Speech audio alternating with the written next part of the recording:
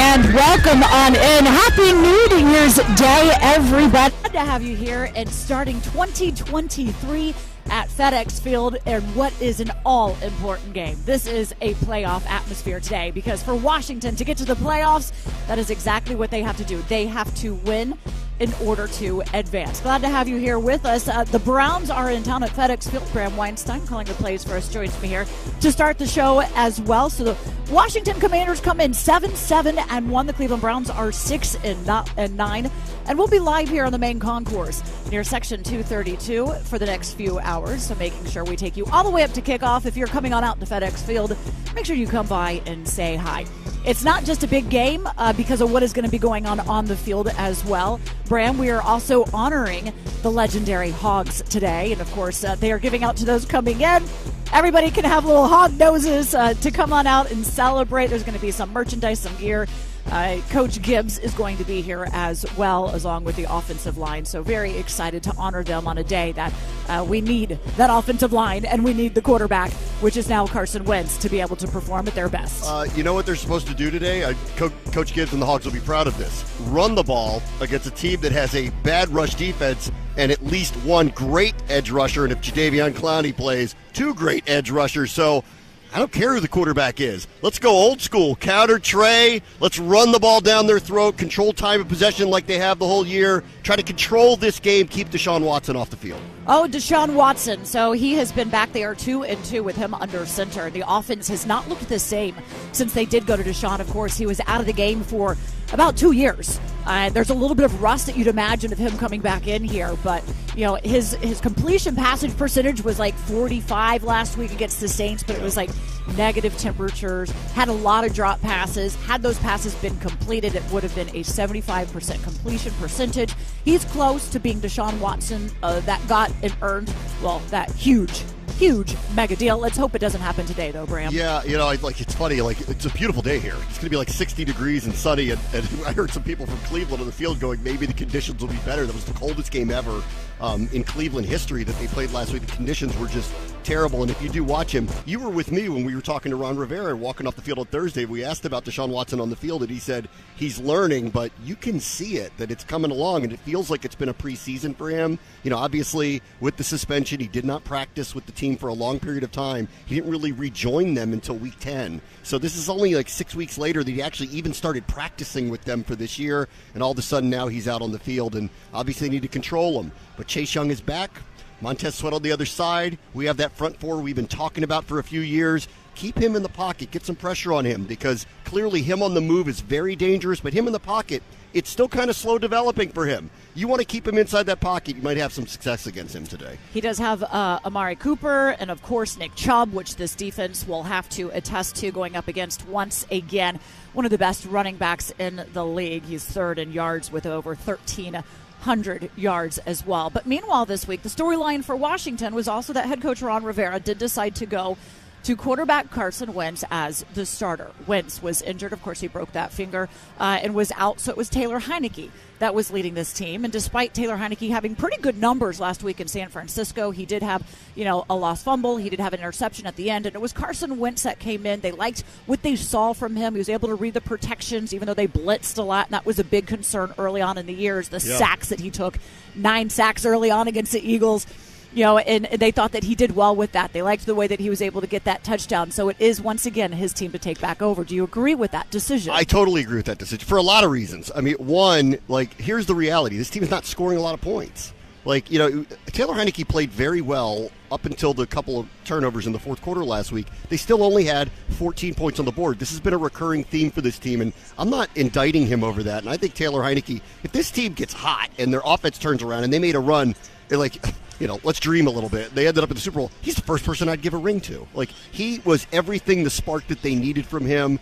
But the reality is they acquired Wentz to be the short, mid, long-term quarterback for them. They're paying him a lot of money. They gave up assets for him. He is their starting quarterback. And frankly, while Heineke was a great story and I think really kind of stabilized the middle of the season for them, they're just not scoring a lot of points. They're not converting in the red zone. Their third down conversions are, in the bottom third of the league. I think it is time, and I think the way Ron Rivera put it, he's kind of feeling out his locker room here. In the middle of the season, there was no path to going back to Carson Wentz. I think we knew what was happening chemistry-wise, how the team was performing, and most importantly, they were winning. They were winning.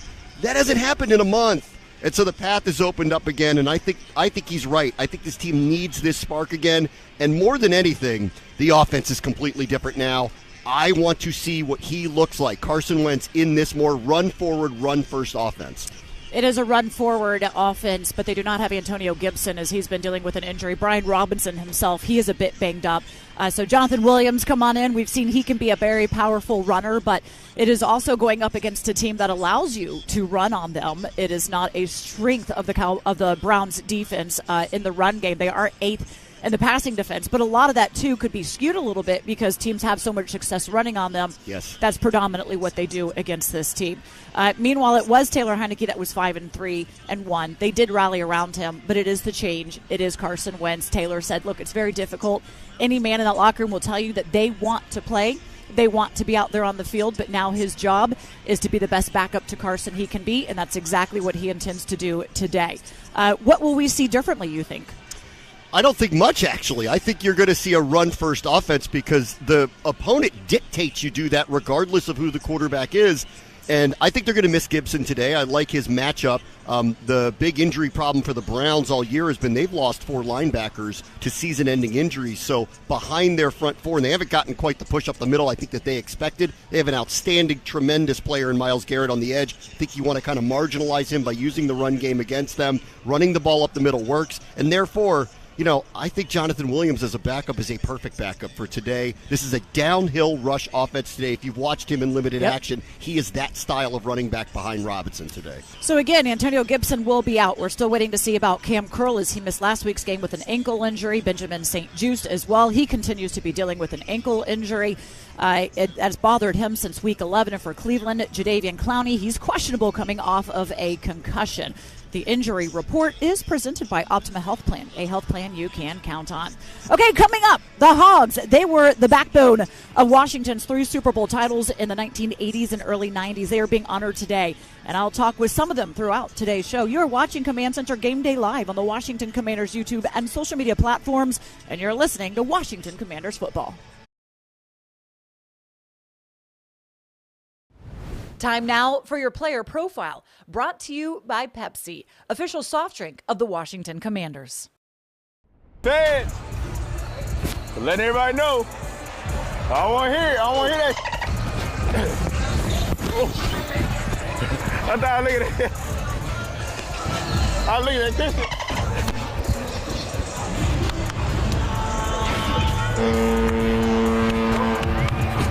Let's go. Let's go. Let's go. Let's go. Hey. Let's go. Let's go, 3-9. Let's go, Juice. Right here, Juice. Yes, sir. 2 times. Yes, sir. Let's go. Okay. 2 times. 2 times 9-4. Let's go, big dog. Yo. Get to it. Let's sweat it. Yes, sir. Yes, sir. What's up, 9-9? Welcome back, boy. Back. Go eat up. Go eat up, boy. Go hit. Go eat up, boy. Yeah. Okay, Milo. Catch a pit today, Bino. Come on, man. Lock in. Stay healthy, bro. Y'all stay up. It's love, man. It's love for y'all. Good to see you. Good seeing you. Yeah, appreciate it, bro. Keep going, boy. Hey, boy, I love your game, Yeah, well, you boy. know it, boy. Same to you. Keep going, bro. boy. You too, bro. Yeah, we in the keep going. What's up? I know you stay up, boy. Yeah, good seeing you. Now we got a long flight, bro. That sucks.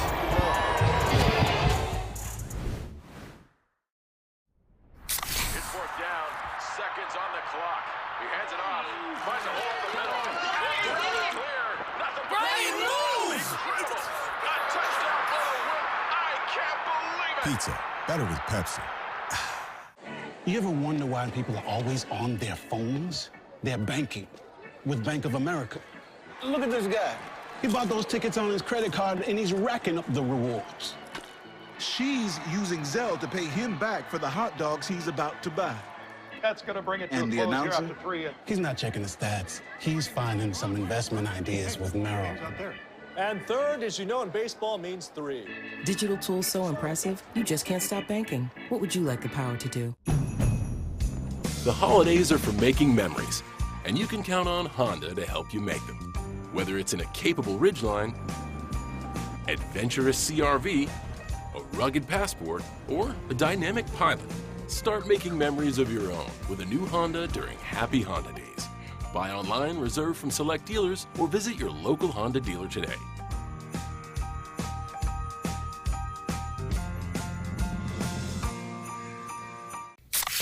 Well, my baby does gives me special love. It's the kind of stuff. Honey, it's your turn. I'm on cloud nine. Pizza, better with Pepsi.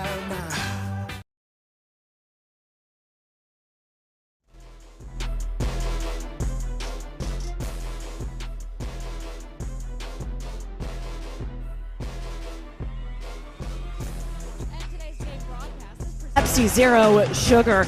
Today we are celebrating the Hogs because Washington would not have their 3 Super Bowl rings, of course going to 4 Super Bowls, had it not been for the performance of the Hogs. Great to have everybody in town for this. Russ Grimm joins us now along with quarterback Mark Rippon.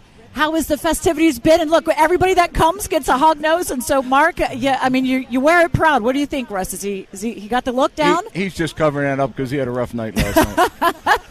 Hey, it was New Year's Eve. Hopefully everybody, I know you guys had a dinner together, had some great stories shared as well. It was good. I mean, it's always great to see the guys, and thanks to the organization bringing everybody back. And after 40 years, we figured we finally let Rip in. You had to earn that right, Mark?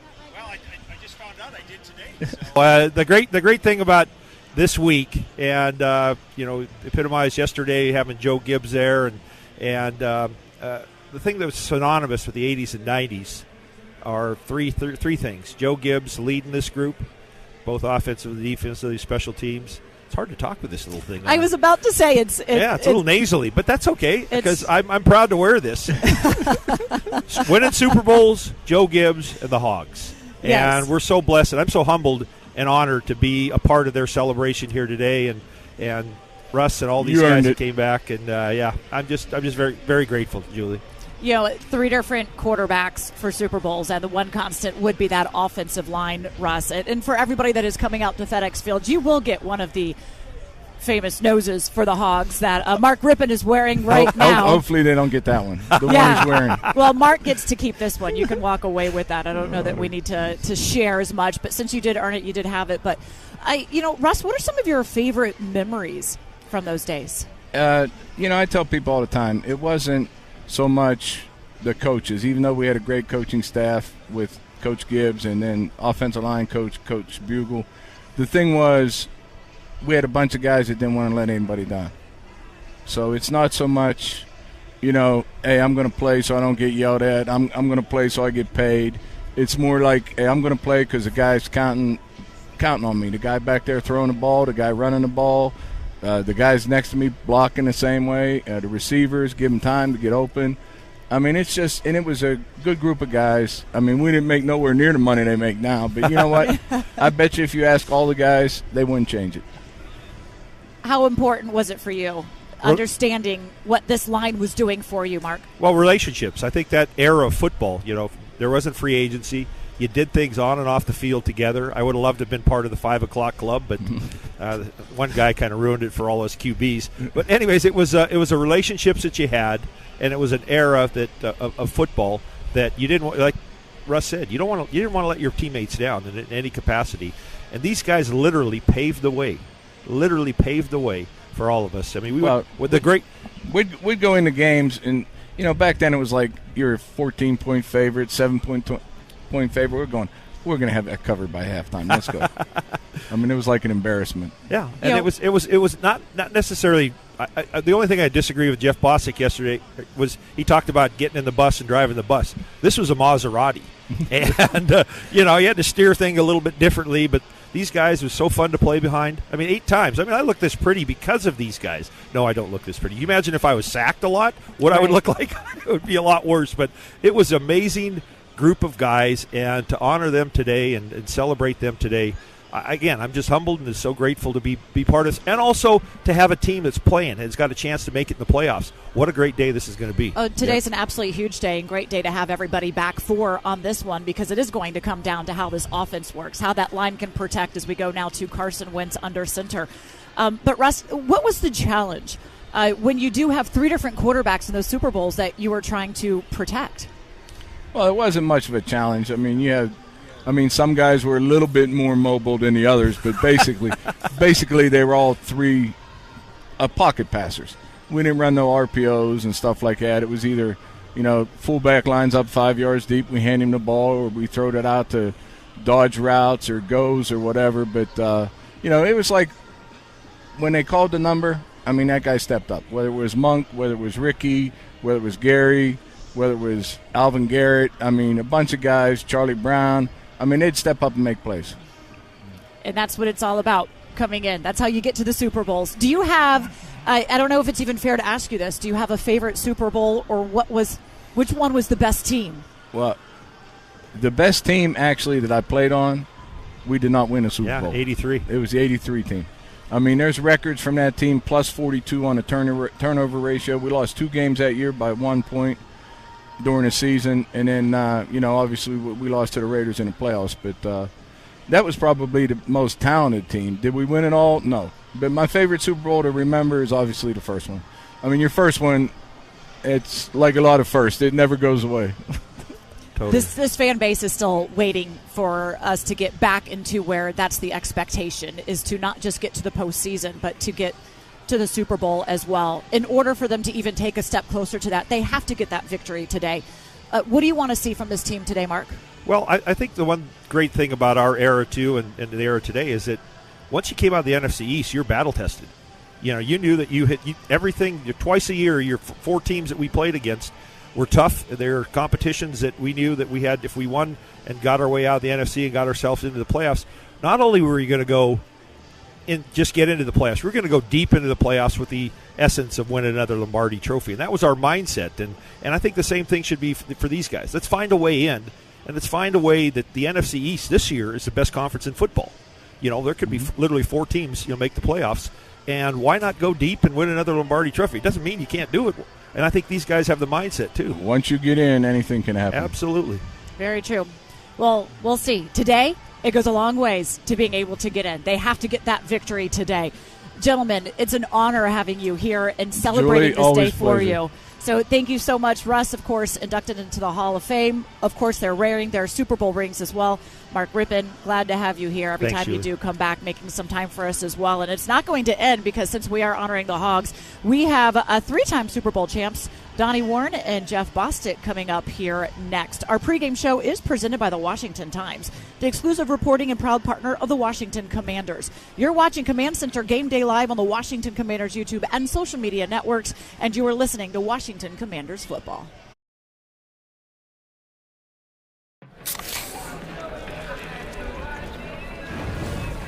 Dude, fire. Grill master, huh? Burgers, better with Pepsi. We'll make a new bet around every 2 seconds. Not only on the game, but on the game of life. Betting that love is just a swipe away. Betting on picking up that curious hitchhiker carrying a bowling bag. And betting that he doesn't turn out to be a cornhole prodigy. Every moment in life is a bet. But life doesn't offer you up to $1,000 back in free bets if you don't win. So bet on America's #1 sportsbook, FanDuel, and make every moment more. The holidays are for making memories, and you can count on Honda to help you make them. Whether it's in a capable Ridgeline, adventurous CRV, a rugged Passport, or a dynamic Pilot, start making memories of your own with a new Honda during Happy Honda Days. Buy online, reserve from select dealers, or visit your local Honda dealer today.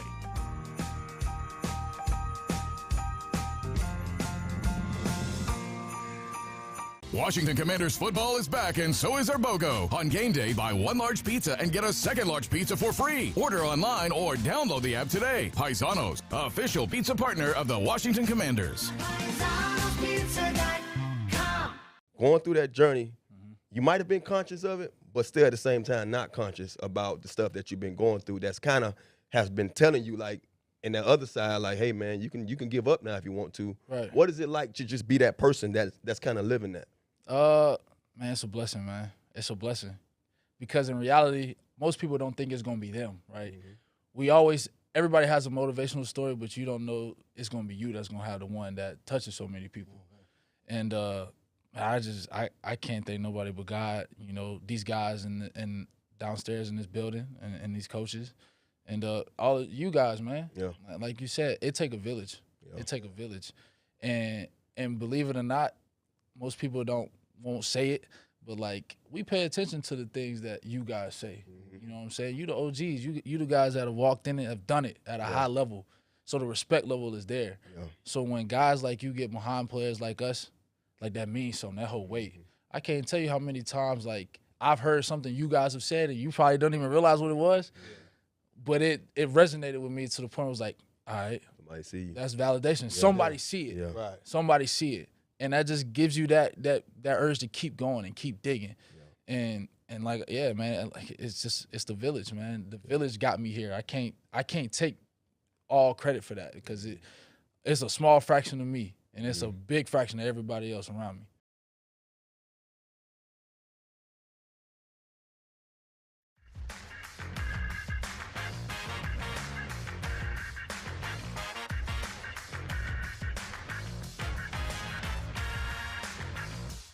And today's broadcast is presented by Pepsi Zero Sugar. And, of course, today we are honoring none other than the legendary Hogs. So glad to have Bostic and Donnie Warren joining me here on set. You guys have been able to get together for a few dinners, socialize, and share some good stories with everything. How so far is the weekend and being back here, Jeff? Most of the stories have actually been true. Yeah. Do they get bigger each and every year, Don? Yeah, they get bigger a little bit added every year, and I tell you what, we're real close though. We stay in touch with each other. I mean, all the Hogs. We talk to each other all the time. And you are now in retirement, retired early to begin the season. How is that treating you after spending how many years, not just as a player, as a coach in the personnel office? Oh, it's well over 20, close to 30. Yeah. 30. So it's been great. And for all those people, they came up to me and they said, man, you're going to get bored. Guess what, Julie? I haven't been bored yet. I want to know what that's like. Yeah, really. To be in retirement and not bored. Jeff, look, we talk a lot about the reason this team was able to win 3 Super Bowls is because of that offensive line. What was it about that unit? About the Hogs that made them so special? We had a group of guys that kind of got there at the same time. I was 1 year ahead of Jacoby and Grimm and Mark May, and Donnie was 1 year ahead of me. And the beauty that hit the Redskins was when they hired Joe Gibbs and he brought in Joe Bugle, because he took a bunch of young linemen and taught us how to play this game. And we had the desire to learn, and he had the foot to kick you in the behind if you weren't doing what he said, and it worked. I mean, it really worked beyond what I think any of us could have ever comprehended what we did. I think the big thing is we are so close, and we were close on the football field. If anybody messed with one of us, you got all of us. You got all of us. So we were really, really close, and that's what made us good. It is something that we see that, you need a locker room together, and a locker room that is not divided as well. But let me ask you about a few moments here. The win over Dallas in the NFC Championship to go to the Super Bowl, Jeff. That was a game that Joe Bugle, our offensive line coach, he said, we need to play this game with athletic arrogance. So I wasn't quite sure what was athletic arrogance, but I learned because we get late into the game, and we got a 31-17 lead over Dallas. And I told Russ Grimm in the huddle, we were at TV time, I said, when we get to the line of scrimmage, play along with me. We're getting ready to get over the ball, and I look at Randy White, and I point at him. I said, Randy, we're running over you right now. And we did. And we told him the next 7 plays. We told him 8 plays in a row where we were running, and guess what? We ran the clock out. We ran the same play 10 times. 10 times in a row. And then athletic arrogance with this guy, don't tell him that, because then he starts telling guys that you're blocking that, hey, guess what? 85's coming at you. And so it got bad after a while. But we were together. That is what I would define athletic arrogance of. And I've heard Gary Clark tell stories like that too, telling the defender exactly what he's going to run, and he runs it and they can't stop him. It doesn't matter. That's what this team was about. Another moment I want to ask you about, 4th and 1 in Super Bowl 17, the moment when John Riggins clears the line and you look up.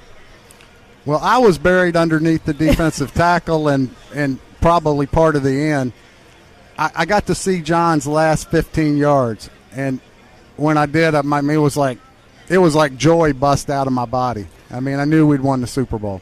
That was an awesome time right there. Normally they put me on to the side that we're running, but my ankle got messed up in the third quarter really, really bad. I had a high ankle sprain. So Joe, he moved me to right, and the other tight end played left tight end, and they ran left. And when I had a backside cutoff block, and when I came off and I looked up and I saw that 44 running away from me, it was a great feeling. What about second quarter of Super Bowl 22? I don't think Super Bowl will ever see that kind of production. We had like 18 or 19 plays and scored 35 points, but Denver wasn't a very big defense, and our offensive line was and we kind of beat them into submission basically. But what we were able to do offensively, and what Doug and Timmy Smith and all the people involved, you don't score 35 points in 18 plays. Never. But we did. Again, athletic arrogance in that one as well. And then, Don, what about the seat cushion game against the Falcons? Do you remember? I remember the cushions. I don't remember much of anything else, but there were so many games that I was a part of. But the seat cushions, when they came flying down, beautiful sight.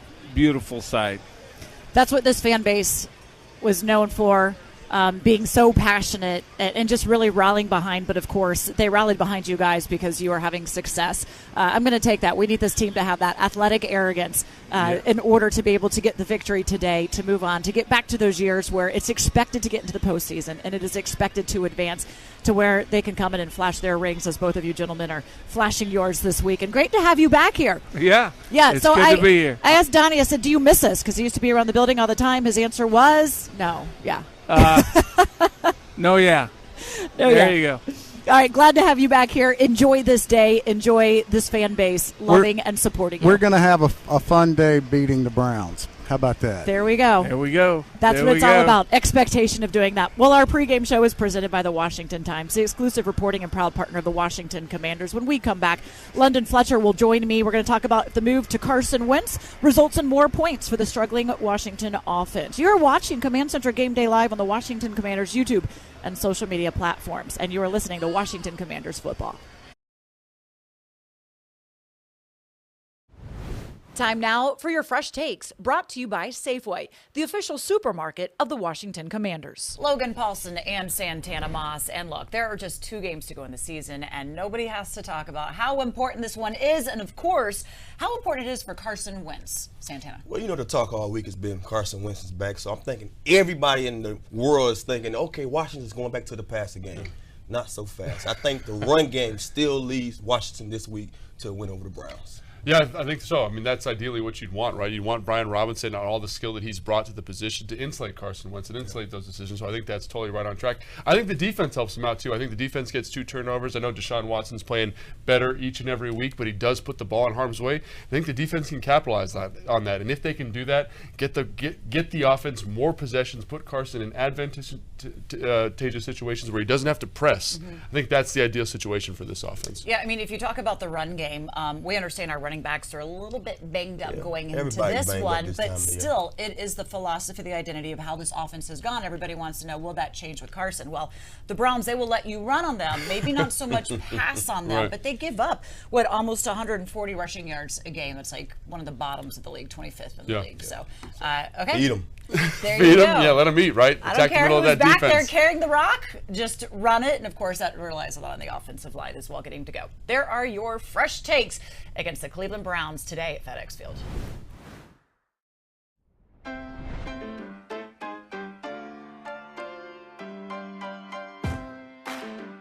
From selecting the perfect produce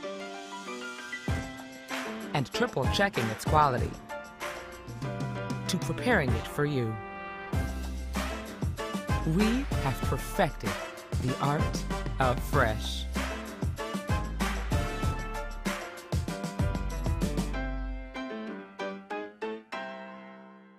One bag. The winter play was really coming together.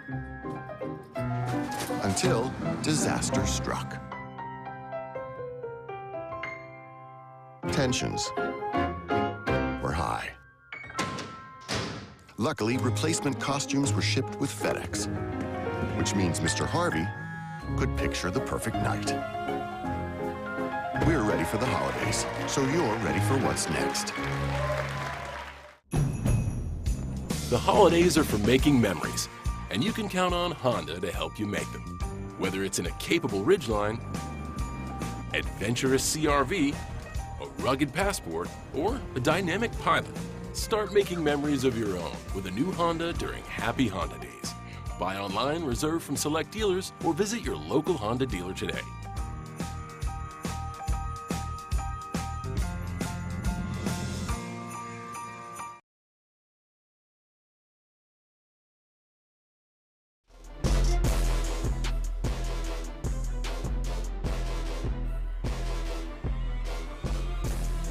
And we are brought to you by RTS, a better waste company. Find out more at RTS.com. Joining me now is none other than our captain, the commander, London Fletcher.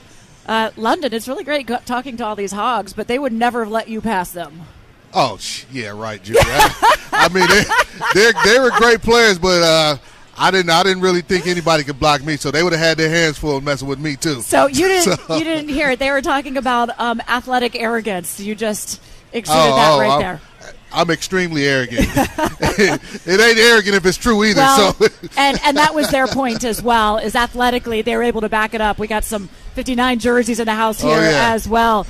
Look, very deservedly. So let's talk about today's game, though. Again, it's great to honor the Hogs. It's great to be able to have this fan base, be able to celebrate the rich tradition and history that this franchise has. Also, we'll be revealing the mascot as well, which we already know is a hog. I think that's pretty apparent. Quite fitting as well, since everybody is getting the hog noses today. But today's game comes down to Carson Wentz now, as head coach Ron Rivera made that decision to go to him. Do you agree with it? You know, I do, and it was really after, going through, looking at the tape of when Carson was the starting quarterback for the first 6 games, and then looking at Taylor, obviously, the last 4 or 5 games. I thought Taylor played really good in the San Francisco game, played well enough for us to win, and I'm a big Taylor Heineke fan. But, when you look at the strengths and the weaknesses of both of these quarterbacks, Ron sees this offense and sees the strengths of Carson, being better suited for this offense and where we would like to go as a team.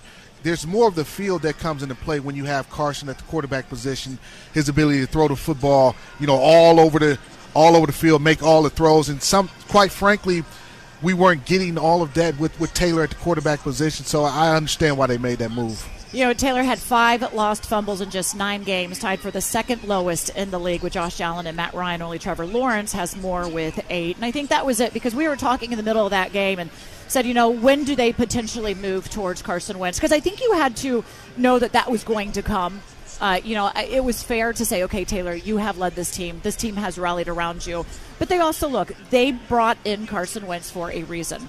And they wanted that skill set. And now you're talking about how much time he's had to rehab. And, I don't believe that they thought he was really fully healthy even to start the season.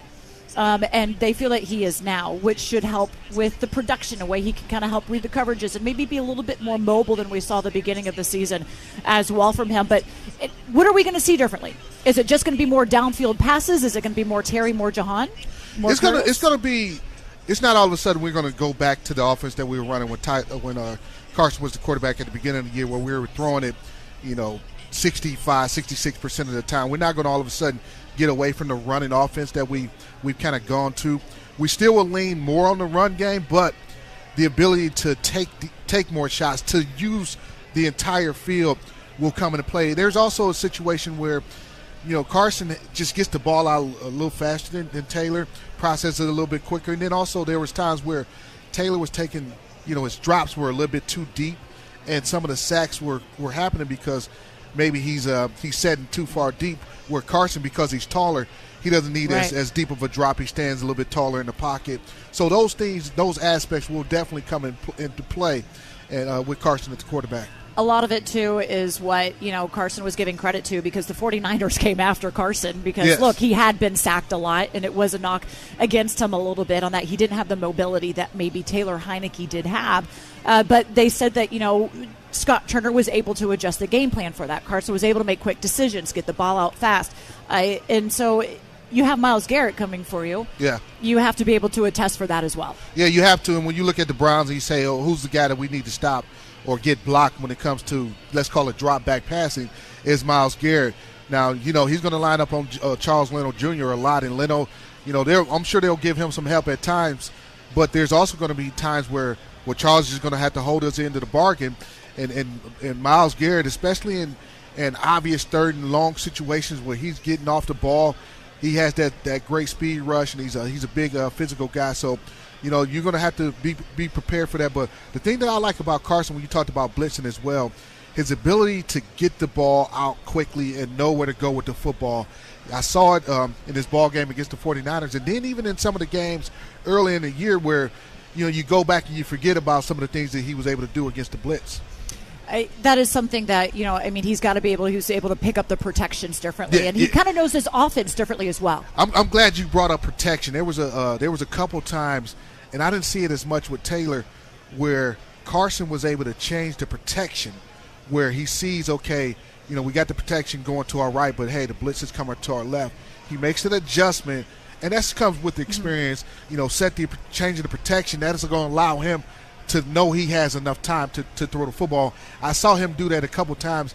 Didn't really see Taylor do it as much, and some of that is just experience. Well, certainly, and Taylor would say that as well. He goes, Carson can see things on the sideline that I don't necessarily see because he doesn't have that experience. Yes. We have to remind ourselves the story of Taylor Heineke. Yeah. He was sitting on the couch out of the league, and here he is for 2 years leading the bulk of the game starting for this team and for this franchise, which is not the way that they had drafted it up to be necessarily. Yeah, and the thing about Taylor, we can't lose sight of what he did when he came in and he played. And, at the point where we're 2-4, and the way he played, the plays that he made, you think about the drive against the Colts late in the game where he's making off-schedule plays and he hits Curtis Samuel on a couple big fourth-quarter plays. And, so let's not lose sight of what Taylor did to get us in this position. But right now, for where we are and what we feel like this offense can be, it's time to I understand why they went with Carson at the quarterback position. Speaking of which, we got a great quarterback right here. Just walked up, and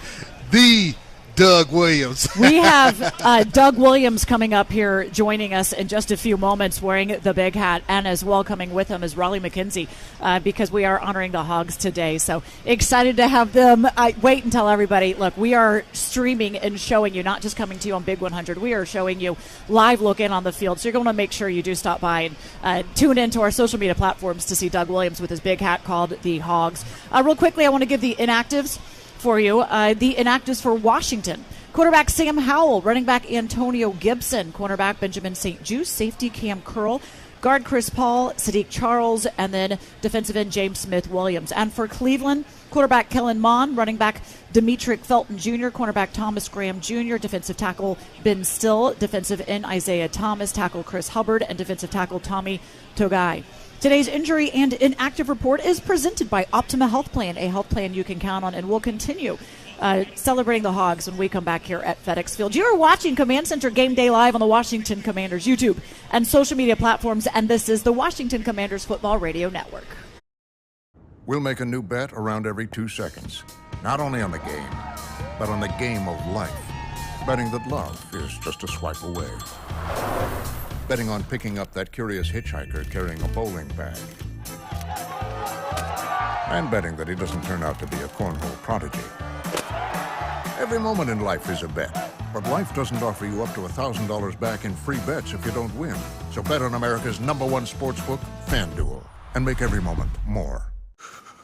Hi, welcome to Toyotathon. Now the holidays are over, I'm focused on getting into great shape and getting a great Toyota. We've got exciting models to choose from, like Camry, RAV4, Corolla, and more. Maybe I'll just stick with the RAV4. Excellent choice. Fits my active lifestyle. Cheat day? Right now, get low 3.49% APR financing on many Toyota models, like adventure-ready RAV4s and spacious Highlanders, including fuel-efficient hybrids. Come in today. Toyota, let's go places. The whole season leads to this one night. This is your moment. Yeah, let's go. Come on. Do it for the cookies. Warm cookies. Pull, Kringle. Pull. Go. Stale cookies. Vegan, gluten-free cookies. Is it the stress? Pain? Mrs. Claus? What's really holding you back, Chris? Come on! Don't let Rudolph steal the show! There are guns to all, and to all a good night.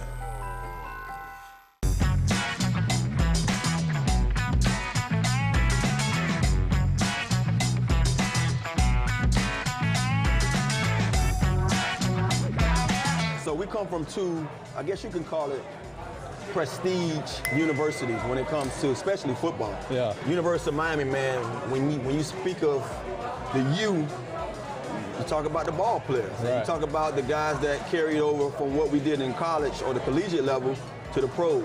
Name some of the guys, whether you played with or before you, that set the tone at a high level at Penn State. I'm gonna start with one that I know very well. You know, he's making a name for himself, and that's Michael Parsons. Man, like. So I ask you this question before you go on. Yeah. Was he what we see now then? I'm telling you, you know how like you play with certain guys and you see certain stuff at practice that people don't get to see on game day, where they're just doing freakish things. Like. So he was that boy like he that? was crazy. Wow. From the start though. Wow. Freshman year, he was crazy. So I'm gonna go the year before I got there.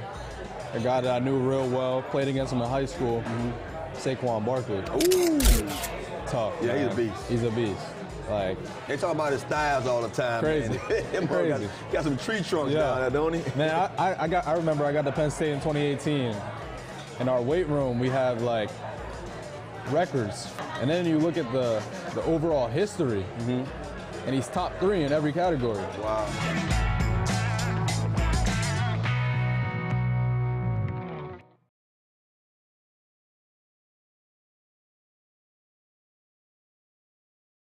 And how about a deal for football season from Lido Pizza? Get an 18-inch, 2-topping Lido Pizza, 8 pieces of cheesy garlic bread, and a half-pound of boneless wings for only $36.99 plus tax. Joining me now, this is such a great day. I'm having a blast out here because not only is it a great day for some football, but we are celebrating the legendary Hogs, and I have Doug Williams and Raleigh McKenzie. McKenzie, 2-time Super Bowl champion in Washington, Super Bowls 22 and 26, and one of the most versatile offensive linemen in NFL history. And, of course, Doug Williams, the first black quarterback to win a Super Bowl, joining me here today. What a day. It's a great day, man. It's a great day. Glad to have you here, Raleigh. Good to see you. Thank you, Julie. Glad to be here. And Doug showed up wearing the big hat of the Hogs. It doesn't work with the headset here, but proud to walk that around, huh? Oh, no question. I mean, who we celebrating, I wear this any day. Any night, too, if I have to. Yes. I mean, look, it is the Hogs. It is that line in front of you, Doug, that kind of helped this team have so much success. What was it like playing behind them? Well, I'll tell you what they did. You know, the night before the game, they made you sleep easy because you know you had them. And you know, when you talk about celebrating this organization 90 years, we would be remiss if we did not celebrate the Hogs, because for 10, 11 years around here, it was the Hogs. And they was the responsible for us going to 4 Super Bowls, but winning 3 of them. It's all about the Hogs. And Raleigh, understanding the Hogs, what was it like joining that unit? I tell you what, it was great. You know, being drafted in the 11th round and then coming into a Jacoby, Grimm, Bostic, Mark May, George Stark, that group, man, that was fantastic. I was just glad to be a part of it, be a part of a couple of Super Bowls, protecting Doug, and just enjoying the stadium rock, just the fan base itself. And everything was just great, and it's still going strong. It's good to see so much burgundy and gold coming out here. Today's game is like a playoff atmosphere game. They do have to get this victory today. And a lot of that goes to the coaching of where head coach Ron Rivera is taking this team. But you gentlemen had the legendary Joe Gibbs. Man, you know, I can't even put it in words when you talk about Joe Gibbs and what he meant to this organization, what he meant to me and everybody that's here today. You know, we had the pleasure of being with Coach Gibbs last night for about 3 hours and talking to him and knowing the person that he is and the character and the man and the spiritual that Joe Gibbs really is, it lets you know how important he was to us and what it meant to us as a group. When you see the guys that came back, I think it tells you a lot about this organization and the Hogs and the character of each and every one of them. And I thought that was important. Joe Gibbs is always, he's always up in that upper stratosphere for me. So, just not just with Joe, but just a day like today, and when we talk about Hogs, I always go back and I got to remember the boss hog himself, Joe Bugle, and Jim Hannafin after him. So those are two of the iconic offensive line coaches in the NFL. They are among the top 10 easily. I know it's great. We wanted to be able to have that opportunity for you guys to come around, just hang out with each other, and be in the same room together once again. And we know how important that was to Gibbs to have all of his guys together. That is something that he wanted. I'm glad that we are able to be able to create that for you this weekend and to be able to celebrate you as well. We talk about some of those outstanding moments that defined the Hogs, that defined how this team won Super Bowls. I want to go to Super Bowl 22. Doug, you know where I'm going. That second quarter. Let me say this. Jeff Bostic, I had hurt my knee, came back in the second quarter. And I can't exactly say what he said in the huddle to the guys. Can you translate for us in safe terms? Yeah, kind of like, look, we're not going to let MF touch him anymore. Okay. And you know what? And they did that. They did that, and I'm so appreciative of those guys. And the second quarter, 18 plays, 35 points. I'm still trying to wrap my head around how do you score 35 points in only 18 plays? But defense played well. Offense was working on all cylinders. And I think at the end of the day, that the offensive line had made up in their mind that Denver was not going to touch me anymore, in the backfield, wasn't going to tackle Timmy Smith, and wasn't going to cover Ricky Sanders and Gary Clark and Art Monk and Clint Didier. So they did that, and everything worked to our profession. Absolutely. And that six, that 6 Hog, a.k.a. our tight end Donnie Warren. He was just a glorified tight end. He was really one of us. And he was basically in the block. I don't think we threw it. We may have threw one pass to Donnie, just to keep him happy. No, but Donnie caught 3 passes. He caught 3. Almost a season. That's way. Yeah, and he was talking how we just had him up here talking about how Coach Gibbs would see something or he was injured, they move him, and they still be able to make plays, still be able to make that happen. But you do sometimes have to make adjustments for that. Look, in '87. Coach Gibbs decides to go to you, Doug, and it's the history after that. It's one of those situations. Nobody knew after the Minnesota game. I came in the Minnesota game and we came back and we won the game. And in his post-game interview, he made the statement that I'm gonna start Doug Williams in the playoffs. I didn't know. Nobody knew he was going to do that, but he did that. So we flew back home, and I'm saying, wow. And we came back here and went to work, and we did what we had to do for those 2 weeks and flew out to California to get the job done. And I'm just glad that he had his gut feeling. Coach Gibbs was always one of them. He'll tell you, I got a gut feeling that something going to work. Usually they tell you that's not the best way to let football lead you. But you know what? If it works, it worked. And we are so glad that that's how it went for this team, for you, so they could continue on with those Super Bowl rings. Gentlemen, thank you so much. Raleigh McKenzie, Doug Williams, great to have you here. Thanks for having us. Great to have everybody around. I love it. I always say if I'm ever having a bad day, Doug Williams' office is just 2 doors down from me. I go get a Doug hug, and all is well again. So let's hope that we get to celebrate today even more than just having you here, but a victory as well. When we come back, my weekly conversation with head coach Ron Rivera. You are watching Command Center Game Day Live on the Washington Commanders YouTube and social media platforms, and you are listening to Washington Commanders Football.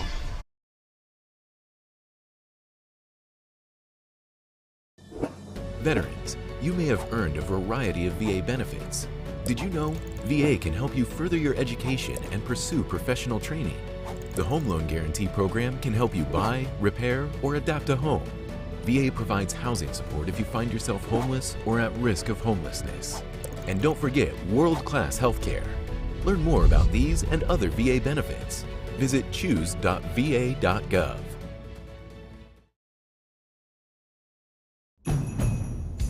The holidays are for making memories, and you can count on Honda to help you make them.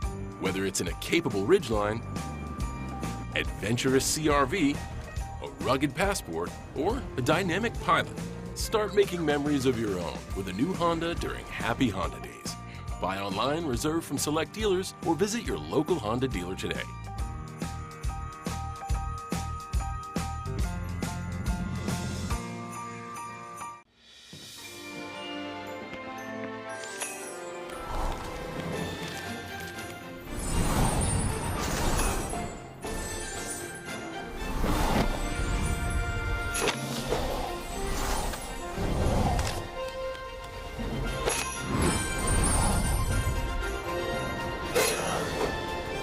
Holiday scratch-offs from the Maryland Lottery.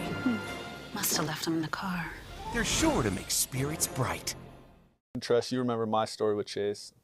Obviously, going to Michigan myself. Please tell the story, dude. He's at Ohio State, obviously. I didn't know that. Yeah, and he was on the field goal block team. And this dude would be jumping over the line between the A gap, B gap, jumping up, trying to block the field goal. Yeah.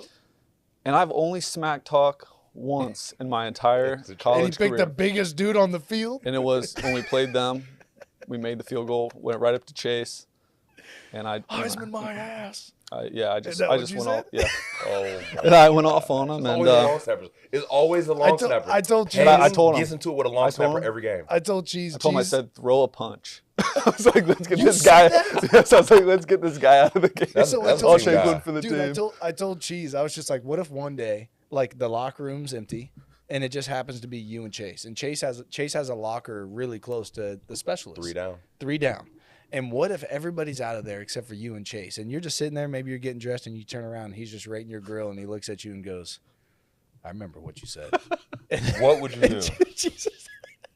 I don't know. I don't know what I would do. I'd have to run or position something. ASAP and just start. You'd find a whistle. I would yell for the guys in the equipment room. Oh yeah, they're definitely not helping you. Somebody help me out.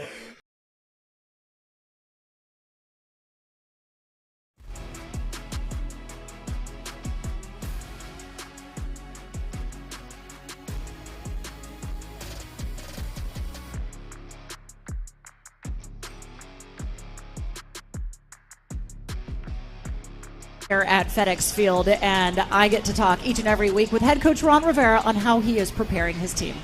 I don't know how the season goes by so fast. I feel like it's an incredibly long season, but here we are with just 2 games to go, and we really want to get beyond that. What's the message then to the players this week, understanding you have to win to do that? Well, the big thing is really this is a playoff atmosphere, and it's about what we want to do. Again, if we go out and do the things that we're capable of, play to our ability, we give ourselves a great chance to win. And that's the thing that we have to focus in on is what we're hoping to do, what we plan to do, what we've worked to do all week.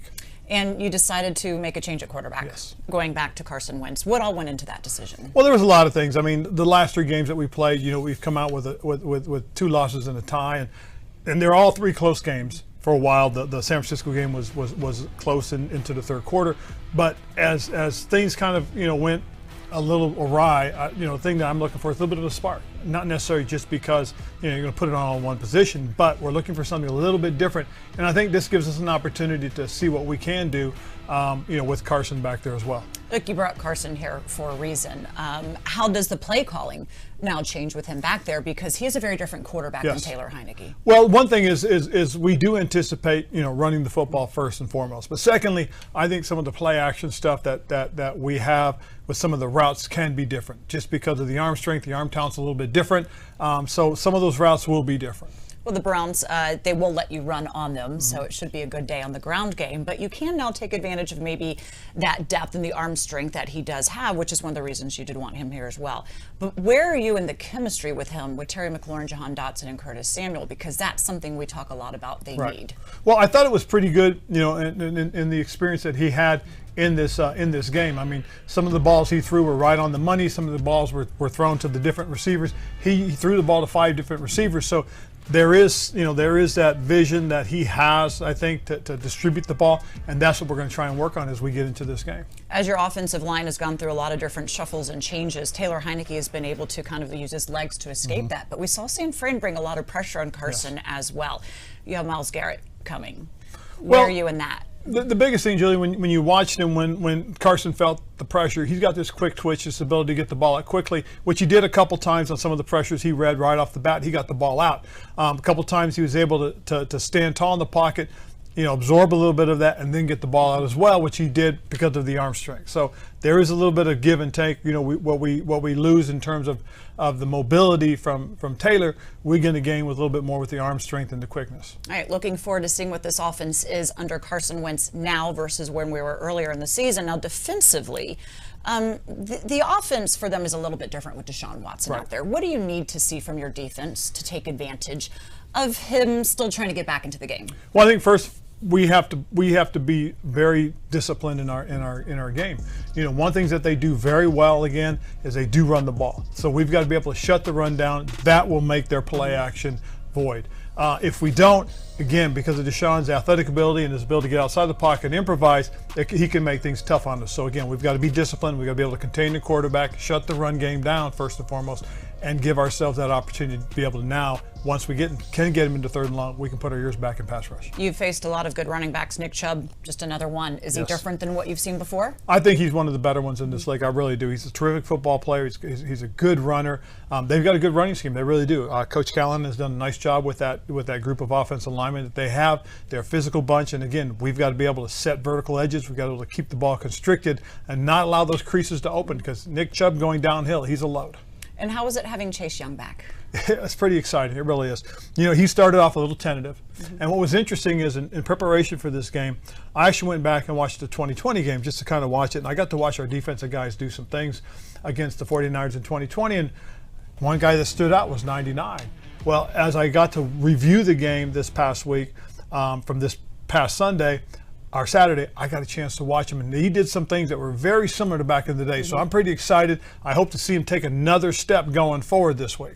There you go. And when we come back, London Fletcher, he is on set with me once again, talking about how Chase Young looked and how they can stop Deshaun Watson today. You're watching Command Center Game Day live on the Washington Commanders YouTube and social media platforms, and this is the Washington Commanders Football Radio Network. Time now for your keys to winning, brought to you by Bank of America. What would you like the power to do? Santana Moss and Logan Paulson here. And look, this game, it is absolutely huge. As head coach Ron Rivera was telling us earlier in the week, this is like a playoff game. Because if they do not win this game, they do not get to the playoffs. And of course, they would love to extend their season. So Logan, how do they do that? I think the main thing defensively is you got to kind of contain Nick Chubb. I mean, he is a beast. In my mind, he's probably the best running back in the NFL at the moment, like just the most physically gifted. I know he's third in total yards rushing, but very, very physically talented.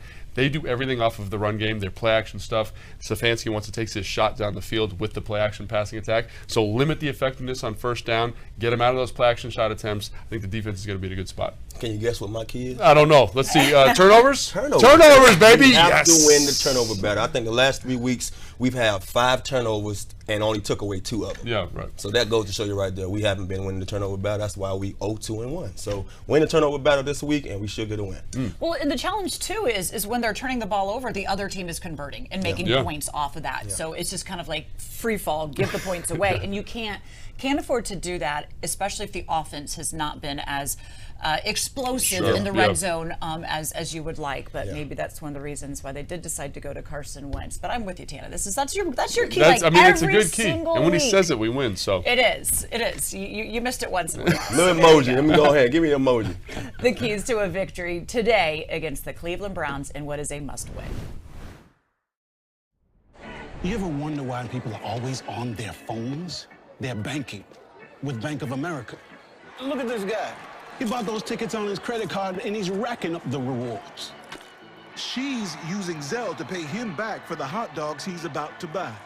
That's going to bring it to And a the close here announcer? after 3. He's not checking the stats. He's finding some investment ideas with Merrill. And third, as you know, in baseball means 3. Digital tools so impressive, you just can't stop banking. What would you like the power to do? It's 4th down, seconds on the clock. He hands it off. Finds a hole in the middle. Clear. Nothing but moves. Incredible. A touchdown for the win. I can't believe it. Pizza. Better with Pepsi. The holidays are for making memories, and you can count on Honda to help you make them. Whether it's in a capable Ridgeline, adventurous CRV, a rugged Passport, or a dynamic Pilot, start making memories of your own with a new Honda during Happy Honda Days. Buy online, reserve from select dealers, or visit your local Honda dealer today.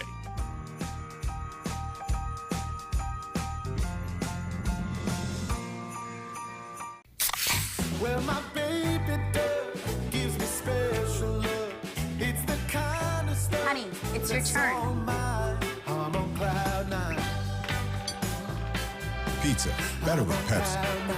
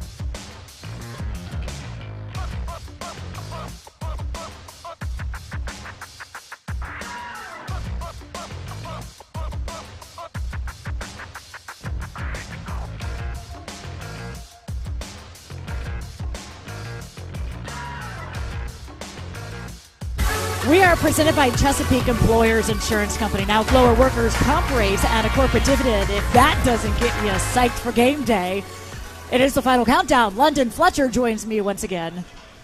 Yeah, it got me hyped, Julie. I will admit, I'm up here reminiscing, thinking, I see a couple 59 jerseys around here. I may go grab one of those jerseys and go suit up out there. Yeah, London was he was moving to that music as well. Our producer, Chris Johnson, does a great job putting those together because you have to get hyped for game day. You have to get hyped for this game. Meaningful football. And I can't even say in January now.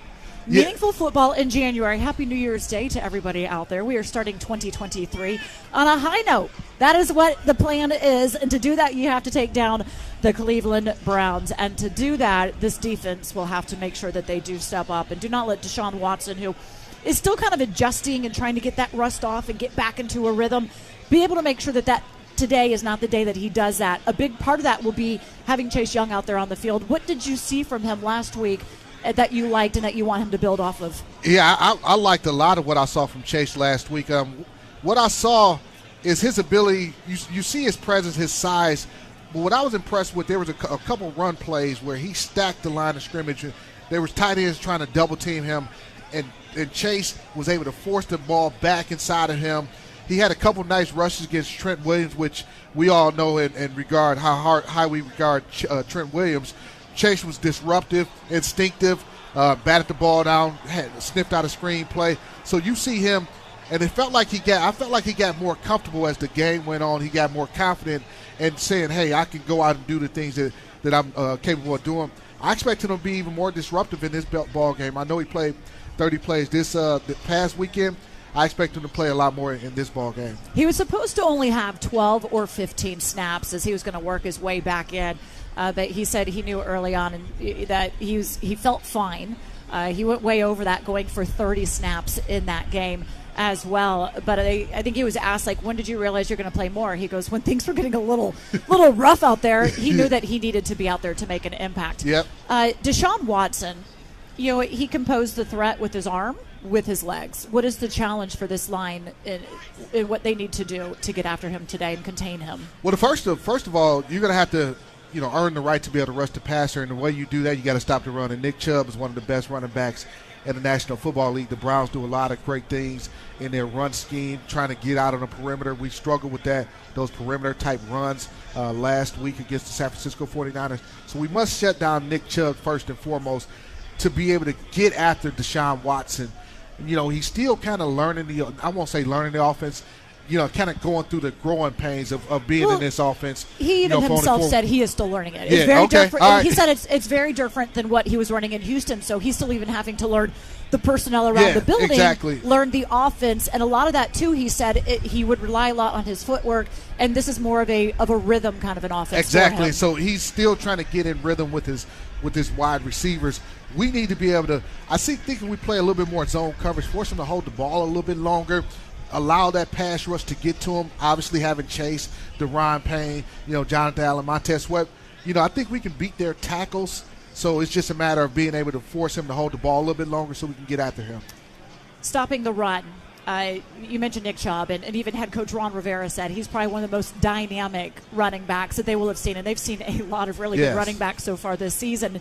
And Washington has done pretty well against the run, but they are going to be without Cam Curl, and Cam Curl is somebody who has an impact in the run game. Yeah. What do they do with him not out there once again today as he is officially inactive? Yeah, that's a big loss. When I saw the inactive list, and I was sharing with you, I was extremely disappointed. Thought we'd have Cam this week. Last week, you had Derek Forrest play the strong safety position. He had some struggles more so in the passing game. I think he'll be fine when it comes to running, stopping a run. He's another week of him playing a strong safety. He's used to playing free safety. It's a totally different position. The linebacker's going to have to step up and play big as well. Mayo, I thought, did some really good things last week, and also Jamin Davis. Those guys are going to have to make some plays in the running game. And Bostic was placed on IR as well, so he is not going to be out there to help them. As well, you mentioned that you have to, attest for the arm and the arm strength that Deshaun has as well. And once again, they're not going to have Benjamin St. Juste as it is official. He is inactive. So here comes in Danny Johnson, maybe the rookie Christian Holmes. What needs to happen? You mentioned that maybe zone will potentially help them hide and disguise his absence at all. It's a situation where the Browns, they have some playmakers at the wide receiver position. We know about Amari Cooper. He's had some big games against us in the past. Donovan Peoples-Jones is a really good wide receiver as well. So we're going to have to, make sure when it's times to play man-to-man coverage, Danny Johnson, he's a veteran. He can get it done. The second corner, Kendall Fuller, he'll be fine. The nickel back is where, not having Curl where we start to, is it going to be Bobby McCain at the nickel position? Is it going to be Percy Butler playing, some nickel or some safety? Who's going to be that? Is it going to be Christian Holmes? So trying to figure out who's going to be that third corner is where we have to figure things out. All right, we'll see what defensive coordinator Jack Del Rio does decide to do today. He's made some good adjustments and has this defense really leading up pretty well. And it's going to be another day where they have to absolutely look. The Cleveland Browns already officially eliminated from the postseason. But, a lot of guys like to come in here and play the role of spoiler. Yes. And should Washington lose today, well, pretty much say the season. It's exactly. Well, it depends on what happens in the other games, obviously. It but does. We no longer control our own destiny if we lose this ball game, and we don't want to have that situation happen. Defend your home field advantage. Come out, get off to 2023 the right way. Win this game, represent the Hogs, represent this organization, represent this fan base the way we need to represent, and win this football game. That's it. Why don't you go lead the huddle? Go give them your pep talk. Give me the 59 jersey. I'm heading out there. Go do the pep talk. I've seen a couple 59 jerseys. I'm going to grab one. When we come back here, Bram Weinstein will join me as we take a closer look at the playoff picture and how Washington can handle their own business today. You're watching Command Center Game Day Live on the Washington Commanders YouTube and social media platforms, and you are listening to Washington Commanders football.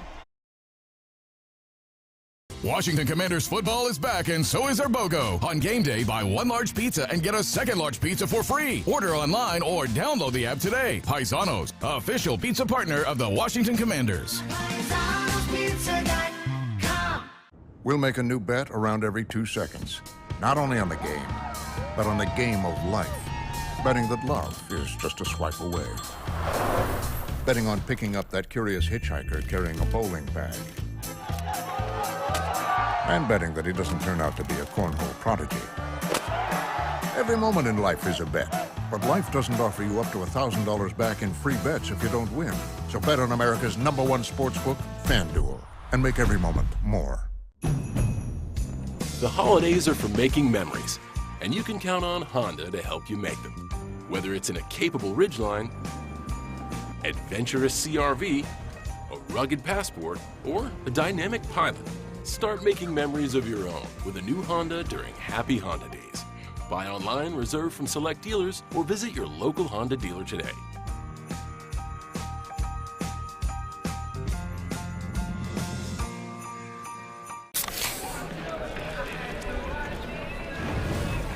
Dude, fire.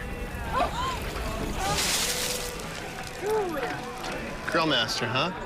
Burgers, better with Pepsi. Probably a bodyguard. Cheese will be the CEO of Cheez-Its. Cheez-Its CEO. What would I be? A lumberjack. I don't know about Engineer. that. I'd be a construction worker. Teacher. You be love the kids, man. No, I dip and dab in the fashion. I'm gonna be a broadcaster. I speak the best out of everybody out here. You really lying. Facts. I'd be like the next Bryson Tiller. Lie. What's the lie? Relax. We all know he can't sing for real. Yeah, I'll dip and dab in the fashion. I'll probably be somewhere in that realm. You know what I'm saying? Mr. Put It On. Y'all seen Ozarks? I'm running my own casino. You know me, you know I'm running my own casino. I ain't gonna lie to you. Music producer. Entrepreneur. Big entrepreneur. I'd be a fashion designer. Fashion designer? Professional fisherman. I like food, so I'd probably be a chef. I like video games. Streamer? YouTuber? Streamer, YouTuber. That'd be tough. I'll be an artist. I'll be making music right now for sure. Stay home, Dad. R&B singer. Oh my God. And to be a construction worker. I'll be a singer. Stay home, Dad. It's the best job ever. I should give y'all a little something. We're gonna say that for another time.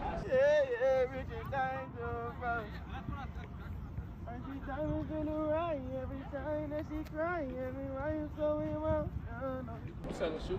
No cap. Yeah. That's a bad one. Selling shoes. I'm owning shoes to sell. I ain't gonna lie. I got my own building. 60th floor. I'm the boss. What you do? It don't matter. Just know. It don't matter what I do. Just know. I got a building. I'm on the 60th floor. Yeah. Too high for me. I'm on the 60th floor. Too high.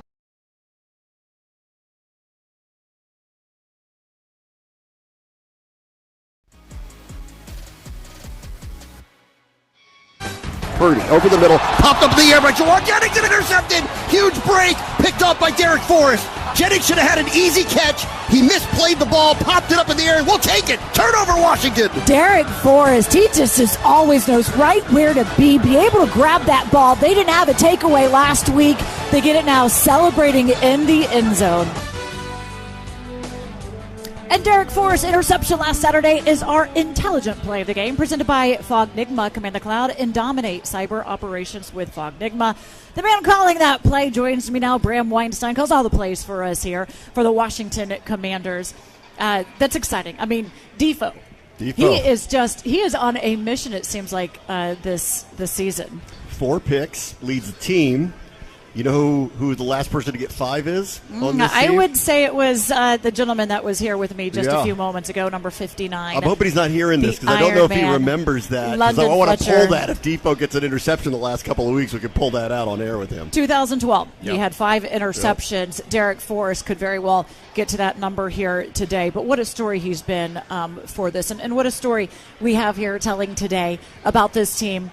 An important game, and they are going to have to perform and do that in front of the legendary Hogs. Yeah. Look, you grew up a fan of this team. What do you remember most about that unit? Greatest offensive line in NFL history. Maybe the backbone of the team of the Joe Gibbs era. They were the blue-collar lunch pail. Marketing idea for old FedEx Field. Put in a 5 o'clock Cub bar in here because we'd all like to drink by the shed after practice. They really, I think, resonated with all of us. It's funny, I find like with this team in this town, we don't need mega stars. We like the blue-collar guys. That resonates with us. I think that's why we like Heineke so much, you know? Like, he just kind of resonates with us. He's one of the dudes. He's one of us. And the Hogs were just amazing. And, you know, frankly, like, I don't think they've completely gotten their due. There's a couple of people on that line from that era that I think belong in the Hall of Fame. So I think that they deserve more credit than they've actually gotten for in NFL history. It is unheard of to have 3 different quarterbacks, 3 different running backs, even different receivers out there, and win 3 Super Bowls with that. It is because of what the offensive line did, being the Hogs. Okay, let's talk about today and what needs to happen for Washington to make sure that they can secure and advance their season. It has to win, but it's not just with what Washington is. Talk about how the other teams have to come into factor as well. There are scenarios by which they clinch today. The scoreboard's really gone Washington's way for about a month going, with a couple of notable exceptions of the Packers getting back into it. But if Washington wins today and they get the Jets to beat the Seahawks, the Bears to beat the Lions, and the Vikings to beat the Packers, and all of those teams are at home, the Lions, the Packers, and the Seahawks. So if that were to happen, we're in the playoffs by the end of the day. Assuming that doesn't happen and not everything goes their way, Washington will just be staring down the easiest path, which is just win these last 2 games at home, and you're in. And if Philadelphia wins today, Dallas will come here with nothing on the line, because Philadelphia will have sealed up the NFC East and the 1 seed, and Dallas will be locked into the 5 seed. So we'll have to see how they kind of handle that if Philadelphia were to win today. There is another scenario by which we're not going to like the outcome if Washington loses, and I don't even think I want to talk about that right now. Let's not. We're not even going to put those vibes out there. Everyone around here says no, we will not. We will not utter those words. Washington will and needs to get the victory today.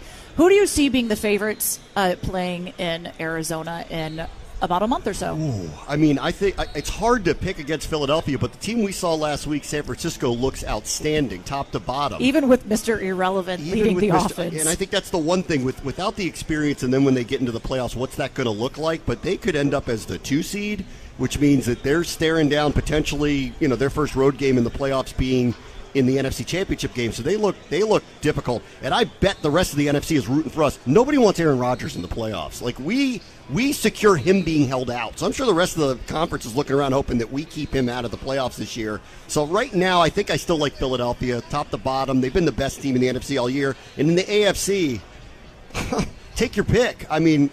Between Cincinnati, Buffalo, and Kansas City, I'd buy any of them being in the Super Bowl this year. I think the AFC playoffs are going to be tremendous this year. I've been talking to a lot of different Hogs and quarterbacks here, part of those Super Bowl era and those Super Bowl rings and years, and they say, look, once you get to the postseason, anything can happen. Yeah. You just have to get there. So who are your dark horses? This team. So if Carson Wentz comes in and the offense gets jump-started with all of these weapons that they have, and we know they have a defense that can travel, and then they start getting healthy again, and Chase Young starts feeling himself again, all of a sudden this is a very dangerous team that can run the ball and brings a defense with it, and the NFC does not feel like the strength of the NFL this year. So, who did Philadelphia lose to? They lost to this team. Right. They're the best team in the NFC. That game against San Francisco was close in the 4th quarter. I just, I'm not trying to be too much of a homer here, but I'm thinking in a lot of ways, watch out. And then, listen, Tampa Bay's probably going to make the playoffs. GOAT people do GOAT things. They've been terrible the entire year. Are you betting against Tom Brady? Because I'm not, when it comes down to it. You can be a little bit of a homer. It's one of the reasons One of the reasons I did hire you. I love the fact that, look, you love this fan base, and who better to work for this team than to somebody that loves this team, a huge part of the fan base, understands all of that, and can do the job really well. But that doesn't mean they have to take care of Cleveland today. What scares you most about the Browns, a team that is already eliminated from the postseason? Actually, it's funny. I almost wish it was snowing and terrible weather outside because... Well, that's the excuse they were saying of why Deshaun Watson did not have success last week was the weather conditions, and they were bad. That's, to be fair, they were really bad. They were. No Cam Curl, no Benjamin St. Juice again. Obviously, this is a rush-forward offense, but Deshaun Watson, he's kind of finished up what I would describe as his preseason. And, with our secondary weakened like this, it really is going to be incumbent on the defensive line to, I think, keep him in the pocket, number one. And two, get some pressure on him because when he's in the pocket, he is still pretty indecisive at this point. When he's outside the pocket, it's a problem.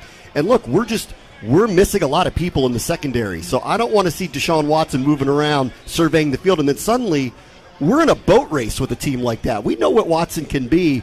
And I think that's the part about this, with Wentz having not played a lot since week 6. For him to come in here, the object is run the ball, control the clock, take control of the game. Well, what if we end up in a game where you need 27 to 30 points? Can we do that today? And that's the game I don't want to see happen and hope doesn't materialize. And that's been the challenge for Washington, is putting up points, converting in the red zone, not relying just on field goals. And it's one of the reasons why head coach Ron Rivera did decide to go to Carson Wentz to provide that extra spark to hopefully help them put up some points. Okay, Bram, looking forward to joining you in the booth for the game as well. Hopefully everybody will be tuning into Big 100 for that. When we come back, we're going to get inside look at Ron Rivera's decision to go with Carson Wentz when the Athletics beat reporter Ben Standig joins me.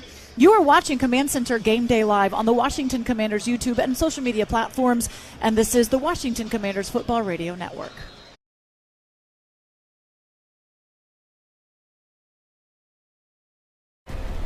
You have to live. I'm sorry, Tex. You don't have to be sorry. You never ran from anything in your life, and you're not going to start now. You got to fight it. Wait a minute.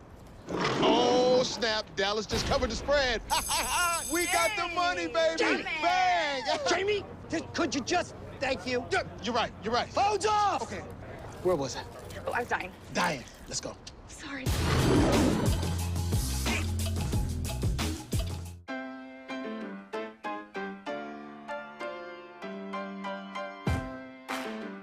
From selecting the perfect produce and triple checking its quality to preparing it for you, we have perfected the art of fresh.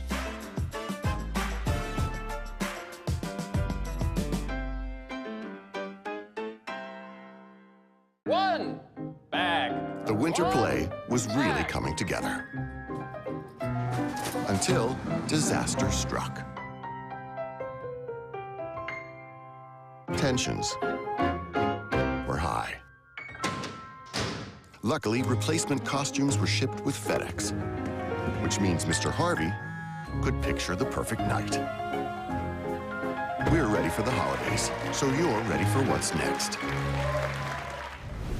Time now to go around the league, delivered by FedEx, where now meets next.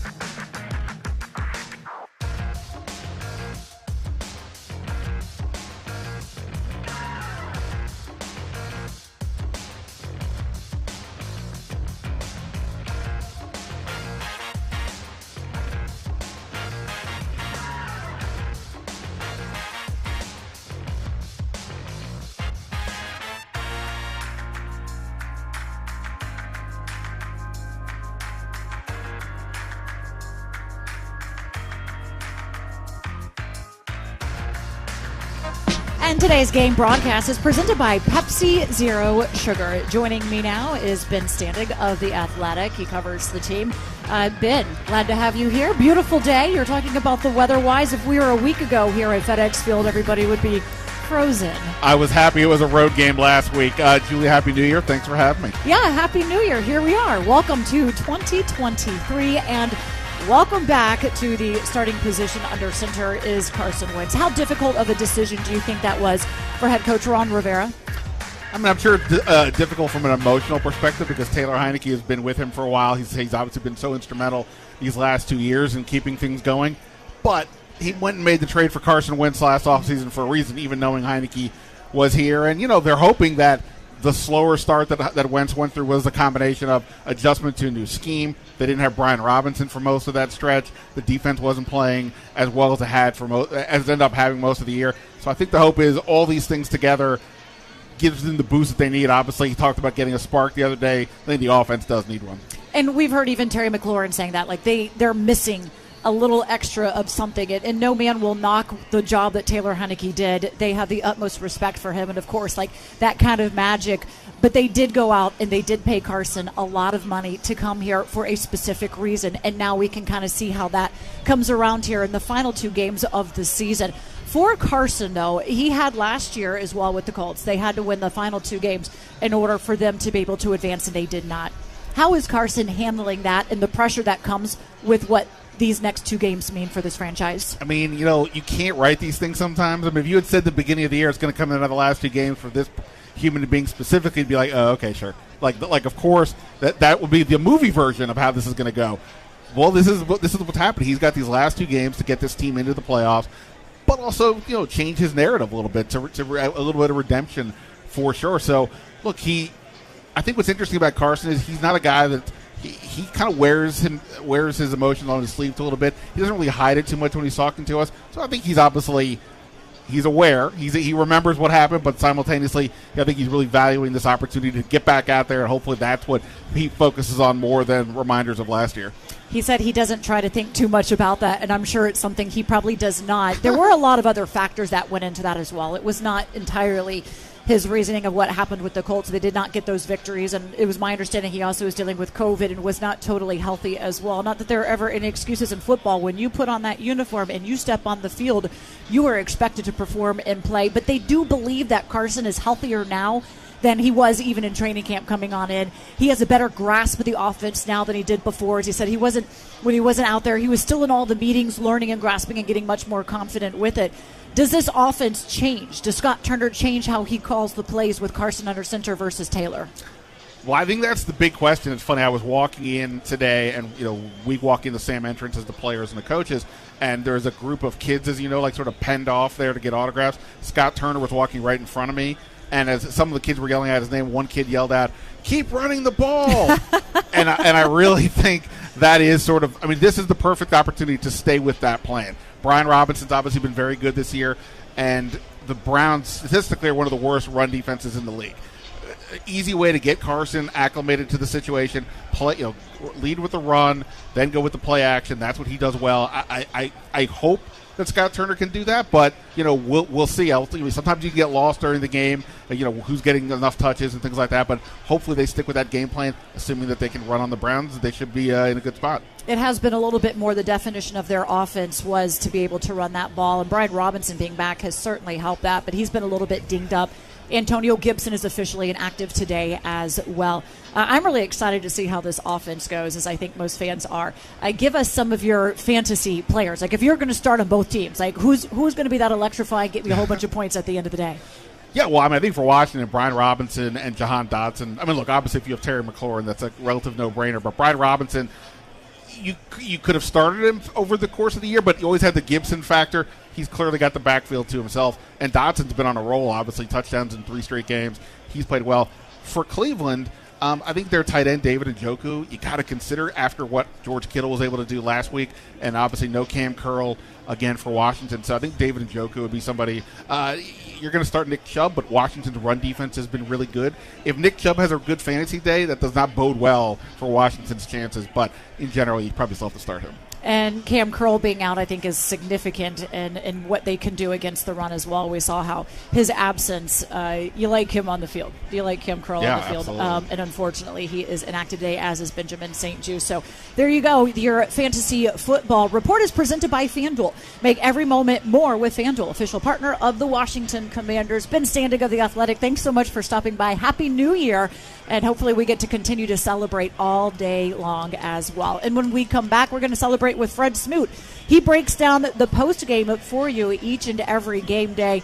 Today, he's going to be joining me in just a few minutes talking about how Washington can continue this into the postseason is what we want to get to. You're watching Command Center Game Day Live on the Washington Commanders YouTube and social media platforms, and you are listening to Washington Commanders Football It's time for Working Out the Kinks, presented by Theragun by TheraBody. Keep moving with TheraBody. Time for Working Out the Kinks, and Washington is making some changes on the offensive side of the balls. We have Santana Moss and Logan Paulson here. Carson Wentz now takes back over under center, and he said it was a little odd last week coming off the bench. He's never done that. Yeah. But he hasn't had a lot of time with the offense. How do you work through that, Santana? Well, you know, one of the things that was said when we first set him down, one of the things was he was hurt. But also, when you just saw some of the mishaps he was having, everybody assumed that Carson Wentz didn't know the offense fully. I think now, having that time off, having that time to be able to look at Heineke go out there, he comes back with a little more refreshed mind and body to be able to give us the energy that we need. So I think that's one way we can work out the kinks, you know, with Carson. Yeah, I think so. And to kind of piggyback on that, you know, obviously you see Taylor Heineke out there, his ability to kind of get Terry involved in the game plan and how Terry functions when you give him those 50-50 balls. It's really aren't 50-50, right? Yeah. More like 60-40 when you're throwing to Terry.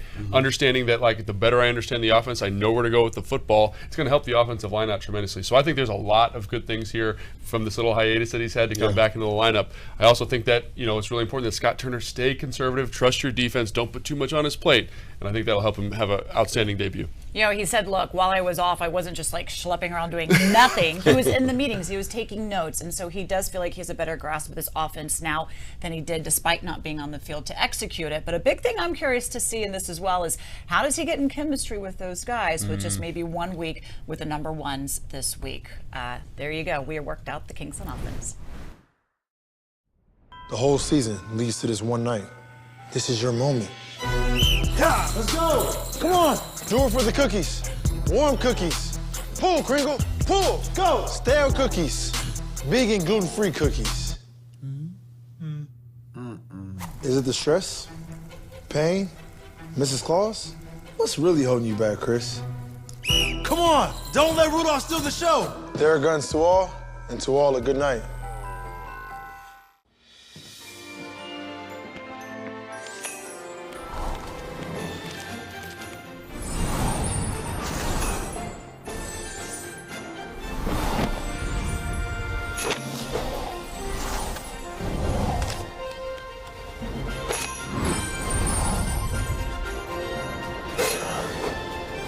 Holiday scratch-offs from the Maryland Lottery. Must have left them in the car. They're sure to make spirits bright. Hi, welcome to Toyotathon. Thanks. Now that the holidays are over, I'm getting a Camry. And we're getting a RAV4 hybrid. And I'm getting a Tundra. Aw, and you're getting a belly rub. And I'm getting a truck. Right now, choose an all-new Tundra and take 4.29% financing. Or check out a rugged Tacoma, now with low 3.49% APR financing. Come in today, but you're already here. Toyota, let's go places. Game show for us, so hopefully you tune in. We stream that on YouTube, and of course you can listen in on Big 100 as well, and you can call in as well. Fred loves taking everybody's questions along with Scott Jackson, so hopefully today it's nothing but celebratory phone calls for you. That's what I was about to say. Hopefully we're getting calls of celebration, that, you know, an inch closer to the playoffs. This fan base deserves it. This team deserves it. But at the end of the day, they're going to have to get past the Cleveland Browns, which won't be an easy feat. They got Deshaun Watson back. Chubb is one of the best running backs in the league. They control the trenches. They got Myles Garrett over there on the other side. So we're going to have to put a team effort together today to get out of here with a victory. That is exactly what it needs to be. And, of course, today we are also celebrating the Hogs. And that's one thing they will tell you is they came together as a team and had each other's backs is what we need to see from this team today because they do have to get the victory to extend their season. It is going to be behind Carson Wentz. Yeah. Early on in the season, we've talked a lot about the quarterback and being in chemistry with their receivers. He seemed to have good chemistry with Jahan Dotson early on. And, of course, Dotson has been absolutely justifying why, as even Coach Ron Rivera said, there were some critics on them moving back in order to get Dotson. He goes, now you're seeing why that they wanted him, as he just keeps continuing to step up each and every week. And then Terry McLaurin's numbers went up a little bit higher with Taylor Heineke out there. Yeah. Where do you feel that they are, and how can we anticipate this passing game going and being different from what it was the past few weeks with Taylor, now with Carson back, because they love the arm strength that he does have. Well, I think when you go back to Carson, you had to realize, let's not forget that Terry McLaurin was going through a contract situation at that time, so he didn't get that practice time with Carson. Now they had a chance to get that practice time. He know where Terry's sweet spot's at, and that's what Heineke knew already. He already knew the book on Terry, so he knew how to give him the ball. But I think this. Carson got a chance to sit and watch Heineke. He had a chance to sit and watch this offense. He had a chance to take these plays in on the sideline. So I think he's ready. And don't forget this either, Julie. When he was playing, we was throwing the ball 60% of the time. Over this time, we developed into a running team. Now, can we keep that same identity with the strong arm of Carson Wentz? That allows us to push the ball down the field. Play action is where he's going to make his money at. Pushing the ball down the field with Terry McLaurin, with Dotson. I feel good about Carson Wentz today. I know a lot of people, they riding the Heineke train out of Wentz train. We're going to win this game together. And it's also Curtis Samuel out there as well, as we saw. He had touchdown last week with Carson under center for that. Carson said it was the first time in his career he's ever come off of the bench. And he's glad to be able to be back there and have the starting role. And he does feel much more confident in this offense as well. And one thing Jahan said that kind of helped him with Carson is he was working with him in the offseason on their own time out in California. So they're able to have like a little bit of a step ahead before they even came into training camp. So we're excited to see how that goes. But, of course, a lot of it is Carson not being on the backside and how that offensive line blocks. Once again, of course, they go through changes and shifts and challenges in the center position.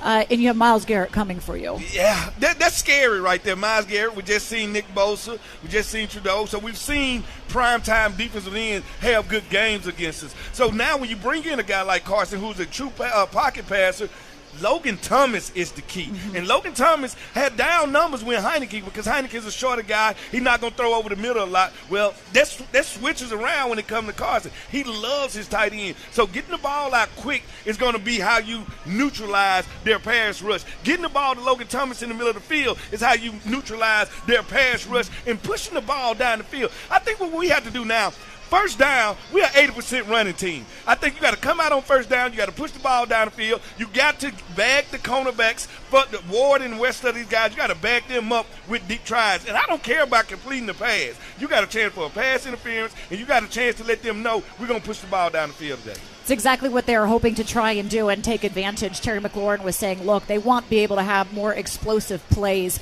And the great thing is that you have Terry, you have Jahan, you have Curtis. So the defense cannot just zero in on just one player. And Ward is a pretty darn good corner. Yeah, and don't forget Ward used to play in college with Terry. So if anybody knows his tricks, he knows both of those guys in and out. Good old Ohio State boys. Sorry today, though, for they got everything they deserve. We don't give them no love for that. They got everything they deserve. Talk about some electrifying college games last night. My goodness, what a way to end 2022 as we are now officially into the new year. So, again, Happy New Year to you, Fred, to everybody out there. Look forward to the post-game show. Look forward to all those phone calls. Look forward to the energy that Fred Smoot always brings. Well, the spotlight, it is on Carson Wentz this afternoon. Our captain, London Fletcher, went one-on-one with QB number 1, and we're going to bring that conversation to you next. You are watching Command Center Game Day Live on the Washington Commanders YouTube and social media platforms, and this is Washington Commanders Football Radio Network. It's fourth down, seconds on the clock. He hands it off, finds a hole in the middle. Clear, nothing but a touchdown for the win. I can't believe it. Pizza, better with Pepsi. The holidays are for making memories, and you can count on Honda to help you make them. Whether it's in a capable Ridgeline, adventurous CRV, a rugged Passport, or a dynamic Pilot, start making memories of your own with a new Honda during Happy Honda Days. Buy online, reserve from select dealers, or visit your local Honda dealer today.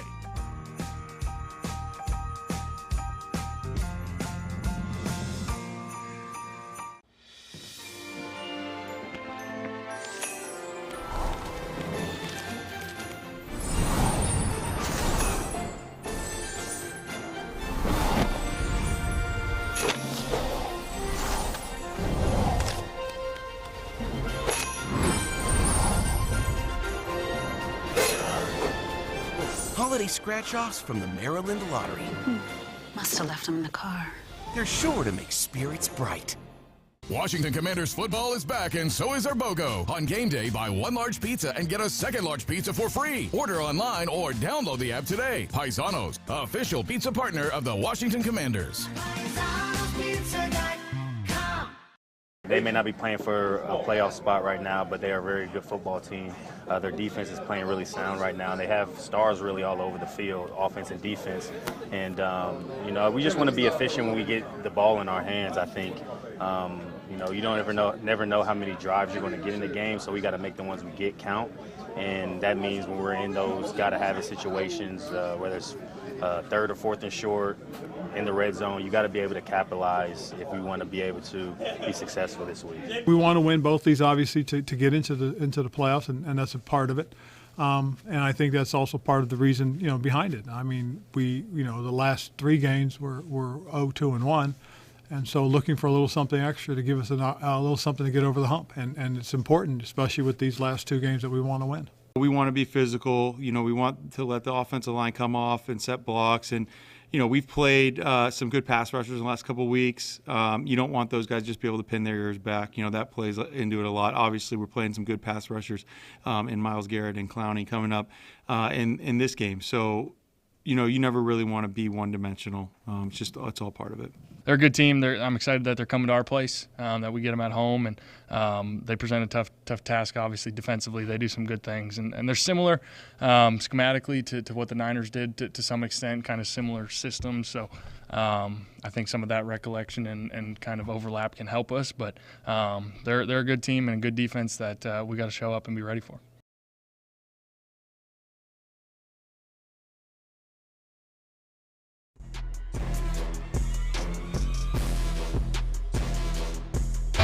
And we are brought to you by Window Nation. Buy 2 windows, get 2 free, and pay nothing until 2025. Visit windownation.com. Today, Washington is taking on the Cleveland Browns, but we are also honoring the Hogs. They won 3 Super Bowls under the leadership of Coach Gibbs. Right now, you're getting a look in at them on the field. Doug Williams, Mark Rippon, so many of them coming back together to celebrate each other and to celebrate with you here, the fans of the Burgundy and Gold. There'll be another presentation as well, and we do hope to talk to Coach Gibbs throughout the broadcast, so make sure that you are tuned in. Now, let's get to a conversation with QB number 1, as head coach Ron Rivera made the decision to move from Taylor Heineke back to Carson Wentz. Here is Carson with our captain, London Fletcher. Carson, so Coach Rivera here announced that you would be the starting quarterback this weekend against the Cleveland Browns. How does that feel, knowing that you're preparing to start another game against the Browns? It's exciting. It's exciting, obviously, personally, but I think it's exciting for this team. We know where we're at. It's been a very up and down year, but we know where we're at, and we know what's at stake these last 2 weeks, and we got a big one in front of us right now this week. And so for me, personally, it's exciting, and step in and just try and distribute and make plays when asked upon. How was it? How big was it for you to be able to get those reps against the 49ers, having missed so much time in terms of just getting some of the rust off and being able to have some game reps going into this game? Yeah, I thought it was huge. I thought it was big for me mentally as well. Just coming out there and just. Especially going no huddle right away, I had to go score and just no time to think, just go play and just kind of feel the rhythm of the game again. And like you said, it's been a while from the injury and then other things going on. So I thought that was big for me mentally for my confidence going forward. As a veteran quarterback, you've been around for a number of years, but still this is your first year in this system. Were you able to kind of look at the offense from a different perspective, during your time, healing from injury and things like that? Without a doubt, yeah. I mean, I'm still, obviously, when I was out, I'm still involved in the meetings. I'm still a part of everything, but I'm not coming out here and going through it. So it allows me to see it a little bit differently and ask questions and really try and understand the whys and everything. And so I think that definitely helped me understand the bigger picture within this offense. And I think that'll help and bode well for me down the stretch here. The offense is a lot different kind of than what it was when you were starting quarterback, a lot more run-oriented, having Brian Robinson healthy. The offensive line is a lot healthier. How do you feel like that will aid you in just, as you start against the Browns? Yeah, I mean, a quality run game is always a huge help. and confidence booster for a quarterback. And not just quarterback, but for the entire O-line, the entire offense. To be able to physically kind of impose our will up front, like I believe our guys have done and are capable of doing, I think helps the passing game tremendously. And I look forward to seeing that up close and personal. Now, like you said, it's kind of the identity's kind of changed throughout the season, so I look forward to kind of being a part of it and seeing how that opens up the passing game within it. Yeah, you mentioned the passing game. Part of that passing game is the receivers, and you got 3 dynamic receivers, obviously with Jahan, Curtis, and Terry. What's it going to be like for you, and is it difficult getting that chemistry back with those guys, that you had prior to getting injured? I mean, I think the off-season workouts, the training camp, all of those moments, make a huge difference, to miss time, but be able to come back and just try and pick up where we left off. It's never going to be perfect. You're always going to miss some here and there, but I think those times, the moments in the offseason and training camp will bode well for us in terms of chemistry and stuff. And those guys are playing at such a high level, I think, and they've all kind of complemented each other well, and I think their confidence has grown throughout the season. And so seeing those guys compete and the way they're playing is fun to watch, and now I'm fun to just distribute it to them. 2 games left. You guys control your own destiny. It starts this weekend against the Cleveland Browns. They have a defense led by Myles Garrett, one of the best pass rushers in the National Football League, 13.5 sacks on the season.